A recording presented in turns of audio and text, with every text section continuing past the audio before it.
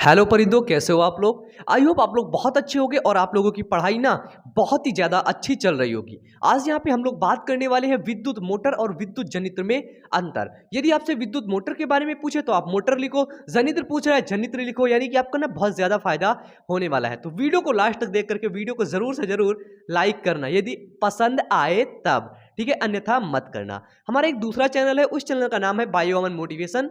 तो उस चैनल पर जाकर के आप लोग मोटिवेशनल वीडियोस को जरूर से जरूर देखिएगा। तो चलिए बिना आपका अच्छा वाला टाइम बर्बाद किए हुए हम लोग स्टार्ट करते हैं वैद्युत जनित्र और वैद्युत मोटर में।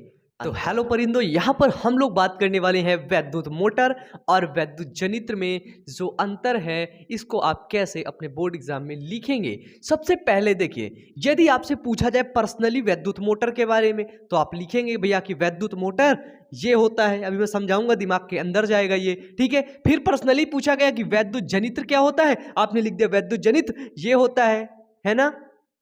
यानी कि आपको ट्रिपलिंग फायदा हो गया, ठीक है। ट्रिपलिंग फायदा मतलब यदि आपसे अंतर पूछ लिया तो आपने अंतर भी लिख दिया। यदि आपने पर्सनली वैद्युत मोटर के बारे में पूछा आपने वैद्युत मोटर के बारे में लिखा। यदि आपसे पर्सनली वैद्युत जनित्र डायनामो के बारे में पूछा तो आपने वैद्युत जनित्र के बारे में लिख दिया। बताओ फायदा है कि नहीं, है ना फायदा, कंफर्म फायदा है। चलो अब हम लोग यहाँ पे अंतर देखेंगे कि भैया वैद्युत मोटर और वैद्युत जनित्र में अंतर क्या है, ठीक है। तो ये पूरा का पूरा ना आपके दिमाग के अंदर जाने वाला है और बहुत बेहतरीन तरीके से ना आप लोगों को समझाऊंगा।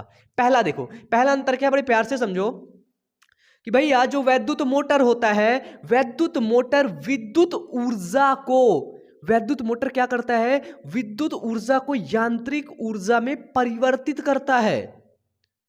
वैद्युत मोटर क्या करता है कि जो विद्युत ऊर्जा होती है उसको यांत्रिक ऊर्जा में परिवर्तित कर देता है। कंफर्म हो गया। अब आ जाओ वैद्युत जनित्र। वैद्युत जनित्र को हम लोग डायनामो भी बोलते हैं, डायनामो, ठीक है। सर्च करिएगा गूगल पे मिलेगा, आप लोग तो पढ़ ही चुके होंगे डायनामो क्या होता है। वैद्युत जनित्र क्या करता है कि यह एक यांत्रिक ऊर्जा को क्या करता है, एक यंत्र होता है, जैसे ये एक यंत्र है, ठीक है, और इस यंत्र की यांत्रिक ऊर्जा को विद्युत ऊर्जा में परिवर्तित करता है। यानी कि ये यंत्र आपको विद्युत दे रहा है, प्लस माइनस, है ना।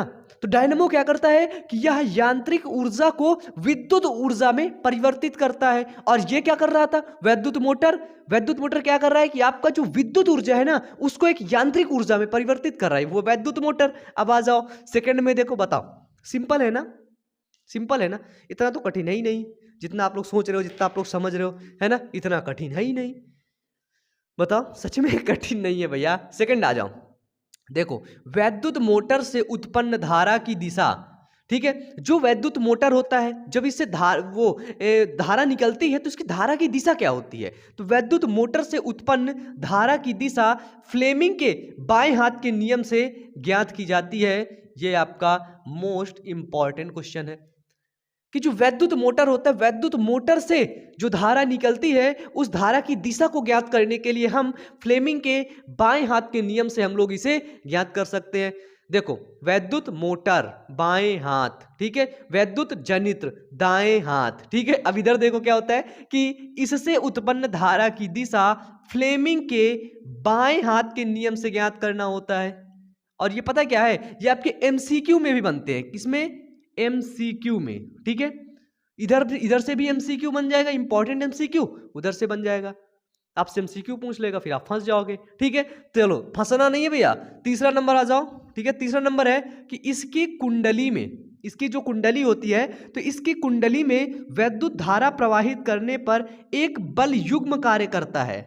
पढ़ो इसे, याद करो, अभी याद करो कि इसकी कुंडली में एक वैद्युत धारा प्रवाहित करने पर एक बल युग्म कार्य करता है, ठीक है। अब देखो नीचे क्या लिख रखा है, अर्थात यह वैद्युत धारा के चुंबकीय प्रभाव पर कार्य करता है, ठीक है, मोस्ट इंपॉर्टेंट। और ये इस बार का क्वेश्चन है, लिख लेना, ठीक है। क्या पूछेगा कि वैद्युत मोटर किसके बल पर कार्य करता है, तो आंसर वहां पे यही रहेगा कि वैद्युत मोटर विद्युत धारा के चुंबकीय प्रभाव पर कार्य करता है। ये इसका राइट आंसर होगा, ठीक है। इधर तीसरे में देखिए कि कुंडली को चुंबकीय क्षेत्र में तेजी से घुमाने पर, जो कुंडली होती है उस कुंडली को चुंबकीय क्षेत्र के अंदर तेजी से घुमाने पर चुंबकीय फ्लक्स के मान में परिवर्तन होता है, ठीक है। वैद्युत जनित्र में क्या होता है, डायनामो में क्या होता है कि जो कुंडली होती है उसको जो तेज चुंबकीय क्षेत्र के अंदर तेजी से घुमाओगे तो चुंबकीय जो फ्लक्स होगा, चुंबकीय फ्लक्स के मान में परिवर्तन होगा। अर्थात जब ये परिवर्तन होता है तो हमें पता है फैराडे का नियम लगता है, अर्थात यह फैराडे के विद्युत चुंबकीय प्रेरण के सिद्धांत पर कार्य करता है। मोस्ट इंपॉर्टेंट, ठीक है।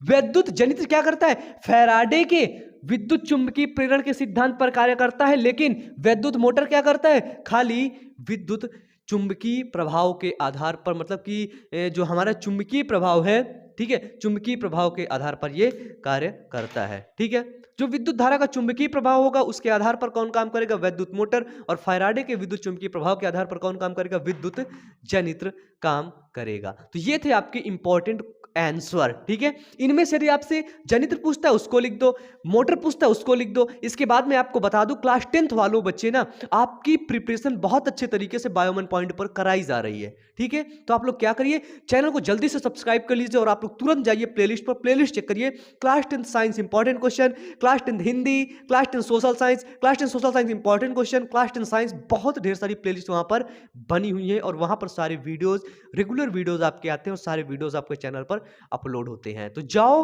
चैनल पर वीडियोस को देखो और अच्छे तरीके से पढ़ाई करो, हम लोग आपके साथ हैं। हमारा एक सेकंड चैनल है, उस चैनल का नाम है बायोमन मोटिवेशन। तो यदि आपको मोटिवेशनल वीडियोस देखना है तो सिर्फ और सिर्फ बायोमन motivation. Wish you all the best, thank you.